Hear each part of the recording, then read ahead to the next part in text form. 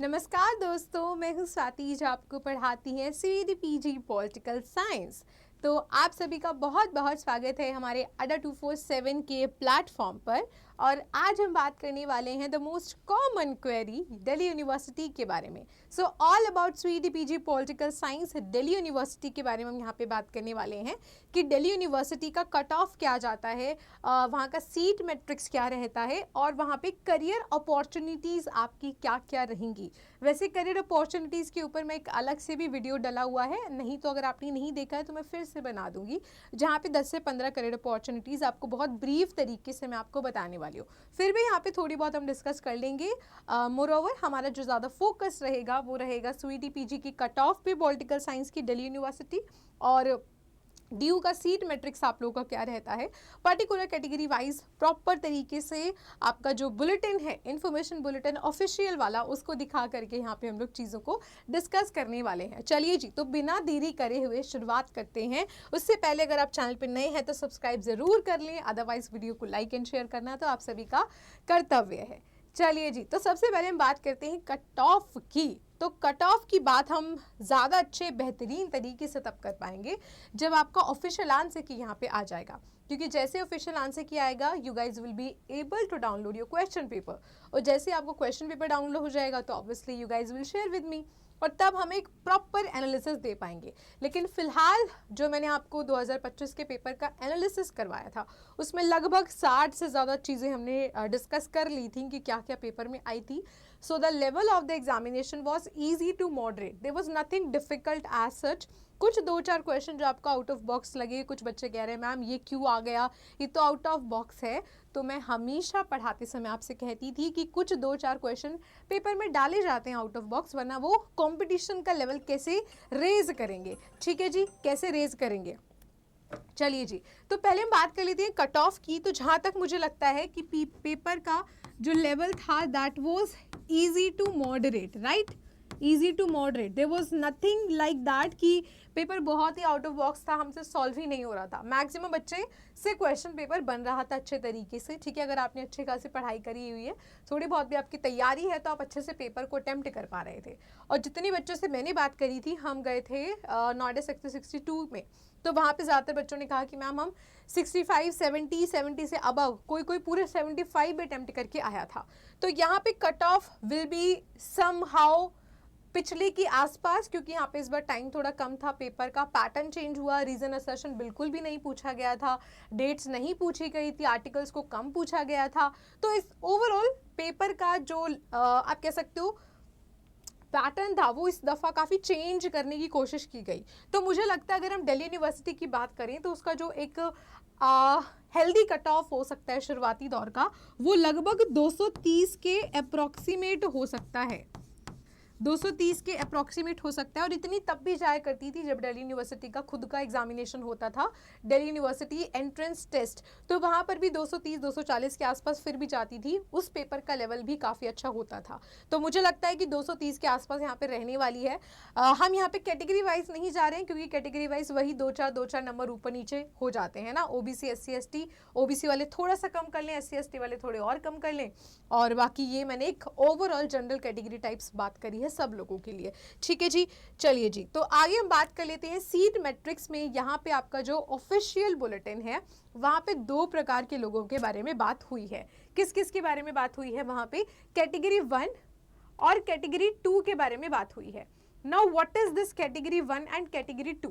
अब कैटेगरी 1 में भी 2 प्रकार के लोग हैं, हालांकि ये वाली चीज़ इतना कोई ज़्यादा मैटर नहीं करती है, ज़्यादातर ऑडियंस कैटेगरी 1A और 2A से ही बिलोंग करती है। तो कैटेगरी ए में एलिजिबिलिटी और कैटेगरी बी में एलिजिबिलिटी में थोड़ा बहुत 19-20 का फ़र्क है। तो जो कैटेगरी ए है ये उन सभी बच्चों के लिए जिन्होंने अपनी अंडर ग्रेजुएशन यानी कि यूजी की डिग्री किसी भी रिकॉग्नाइज्ड यूनिवर्सिटी से कर रखी है। अब वो कोई भी यूनिवर्सिटी हो सकती है अदर देन दिल्ली यूनिवर्सिटी। बाकी कैटेगरी 2 में वो लोग आते हैं जिन्होंने पर्टिकुलर सब्जेक्ट में अपनी ऑनर्स करी है फ्रॉम दिल्ली यूनिवर्सिटी इटसेल्फ। मान लो कोई बच्चा पीजी में दिल्ली यूनिवर्सिटी में पॉलिटिकल साइंस में अप्लाई कर रहा है, तो उसकी अगर ग्रेजुएशन यानी कि पॉलिटिकल साइंस ऑनर्स उसने डीयू के किसी कॉलेज से कर रखा है, सो वो किस में लाई करेगा, कैटेगरी 2 में लाई करेगा। यहाँ पे लिखा है जैसे कि BA honours political science from university of Delhi.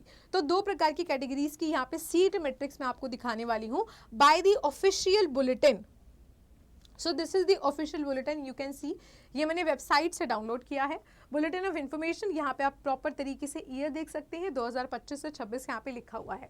हमारी जो काम की बात लिखी है वो हमारी लिखी है पेज नंबर 40 के बाद, ठीक है जी। तो ये रहा हमारा पेज नंबर 40 और यहाँ पे आप लोग देख सकते हैं यही वाला सेम स्क्रीनशॉट मैंने भी आपको दिखाया है।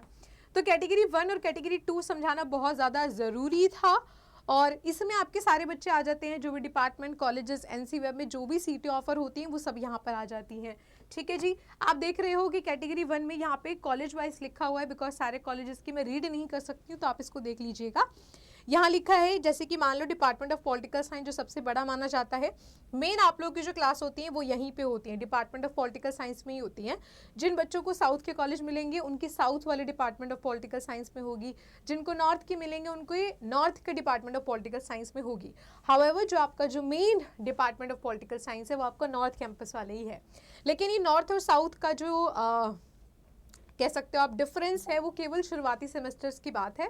उसके बाद के जो सेमेस्टर्स होते हैं फाइनल्स वाले, वहाँ पे आप लोग की क्लासेस कंबाइन हो जाती हैं नॉर्थ एंड साउथ कैंपस की, जो सारी की सारी नॉर्थ कैंपस में कंडक्ट होती हैं। तो अगर किसी को साउथ का भी मिलता है तो नाराज़ होने की ज़रूरत यहाँ पे नहीं है, सेम ही टीचर्स होते हैं, कुछ दिन यहाँ पढ़ाते हैं कुछ दिन वहाँ पढ़ाते हैं, ठीक है जी। तो यहाँ पे आप देख लो बेटा, department of political science north campus में अंडर रिजर्व्ड की ये सीट है, SC ST OBC EWS, और ये कैटेगरी 2 जो खाली दिल्ली यूनिवर्सिटी के बच्चों के लिए है, ठीक है। तो यहाँ पे मैं इसको स्क्रॉल करते चल रही हूँ, ये सारे कॉलेज आप देख रहे हो, आत्माराम है, दौलत राम है, देशबंधु, गार्गी, हिंदू, इंद्रप्रस्थ, जानकी देवी, कालिंदी, कमला नेहरू, इसमें से कुछ कुछ कॉलेजेस केवल गर्ल्स के हैं, जहाँ पे केवल गर्ल्स को एडमिशन मिलेगा, जैसे कि दौलत राम है, जैसे कि कालिंदी कॉलेज है, ठीक है जी, जैसे कि लेडी श्री राम है, लक्ष्मीबाई है, ये भी विमेन का कॉलेज है।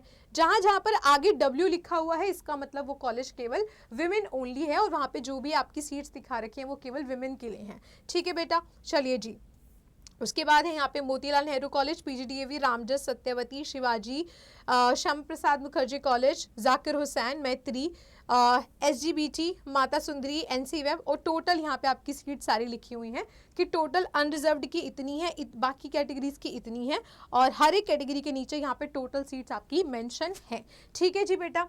चलिए जी, तो यहाँ पे हमने सारी सीट मैट्रिक्स की बात कर ली है कि हमारी सीट मैट्रिक्स यहाँ पे कैसे कैसे रहने वाली है, किस कॉलेज में कितना है, मैंने आपको सारी चीज़ें दिखा दी, कैटेगरी 1 क्या होता है, कैटेगरी 2 क्या होता है, सारी चीज़ें समझा दी हैं, ठीक है जी। अब आगे बात कर लेते हैं मेन छोटी मोटी करियर अपॉर्चुनिटीज़, थोड़ा सा आगे आप करेंगे क्योंकि यहाँ पे करियर अपॉर्चुनिटी के ऊपर मेरी अलग से वीडियो है। हाउएवर मैं आपकी जो एक और वीडियो पूरी फुल फ्लेज भी डाली हुई है वैसे तो, लेकिन अगर नहीं देखी होगी तो मैं फिर से डाल दूँगी।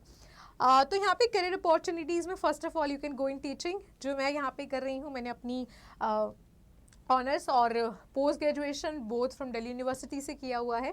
उसके अलावा अगर आप टीचिंग में नहीं जाना चाहते हो तो you can go for civil services. आपने देखा होगा बहुत सारे बच्चे UG PG में अपनी स्ट्रीम चेंज करते हैं just because they want to go in civil services, या फिर जो गवर्नमेंट एग्जाम्स होते हैं SSC वगैरह है ना, उनमें आप जा सकते हैं। अदरवाइज यहाँ पे आप अपनी PhD कर सकते हैं, you can be a author, you can do PhD, you can be lecturer, है ना। आप UGC नेट का पेपर दे सकते हो अपने फर्स्ट सेमेस्टर से ही। मैंने अपना जो नेट का पेपर था वो फर्स्ट सेमेस्टर से ही क्लियर कर लिया था, मतलब PG में एडमिशन देते ही मैंने फर्स्ट सेमेस्टर में नेट दिया, वहाँ पे क्लियर हो गया। उसके बाद 3-4 बार मैंने और कर लिया, ठीक है। तो यहाँ पे आप फर्स्ट सेमेस्टर से ही अगर लेक्चरर बनना चाहते हैं तो नेट देना शुरू कर देना। उसके अलावा यहाँ पे आप पॉलिटिकल एनालिस्ट बन सकते हो, आप जो अलग अलग प्रकार की पॉलिटिकल पार्टीज़ होती हैं उनको असिस्ट कर सकते हो, वहाँ पे उनकी प्लानिंग्स में, उनके जो कैंपेन्स होते हैं उनमें आप उनको मदद कर सकते हो। आप पॉलिटिकल साइंस के जर्नलिज्म में जा सकते हो। तो there are ample amount of opportunities किसी भी फील्ड में, बस यू हैव टू एक्सप्लोर, है ना। पहले अच्छे से पढ़ लो, उसके बाद एक्सप्लोर करना। So that's it for today. और मुझे लगता है कि आज के लिए इतना बहुत जानकारी थी। बाकी जो भी बच्चे 2026 के लिए मेरे साथ क्वेरी करना चाहते हैं रिलेटेड टू हमारे टेस्ट सीरीज़ है, हमारे पॉलिटिकल साइंस के बेस्ट बैचेस हैं, क्योंकि इस दफ़ा आपने हमारी शॉर्ट्स और वीडियोस को देखा होगा कि 2025 के पेपर का रिएक्शन बहुत ही अच्छा था। जो बच्चे मुझसे पढ़ के गए थे, चाहे वो यूट्यूब के थे या फिर पेड वाले बच्चे थे। सो 2026 के बच्चे मेरे से कांटेक्ट कर सकते हैं इस ईमेल आईडी पर। This is my personal email ID swati.yadav ada247.com. So you can contact me here for the maximum discount, but please send your name. Please send your name, contact number, क्योंकि इसके अलावा ना mail खेलने में बहुत ज़्यादा वक्त ज़ाया हो जाता है, और बैच नेम, मतलब कौन सा बैच आपको चाहिए, ठीक है बेटा। चलिए जी, तो आई होप सो कि आज के लिए इतनी जानकारी बहुत थी आप लोगों के लिए, और बाकी की और जानकारी हम लाएंगे अदर वीडियोस में। तब तक के लिए वीडियोस को लाइक कर दीजिए, शेयर कर दीजिए, and thank you so much for watching and best of luck. Bye bye.